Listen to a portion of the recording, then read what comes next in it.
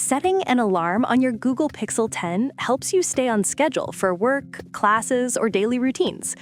You can easily create multiple alarms with custom names, sounds, and repeat days to fit your needs. Here's how to add a new alarm on Pixel 10.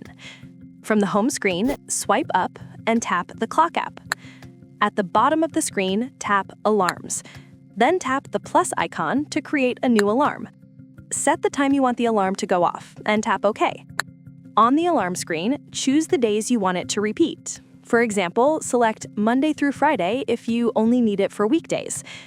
If you want to rename the alarm, tap Alarm Name and type in a label of your choice. You can also customize the sound, and if you prefer a quieter wake-up, turn off vibration. Once everything is set, tap Save. The alarm will now appear in your list of active alarms, ready to go off at the time you specified. Adding a new alarm on Pixel 10 is quick and convenient, making it easier to manage your daily schedule. If this video helped you set your alarms properly, please give it a like, or watch another tutorial to learn more useful Pixel 10 tips.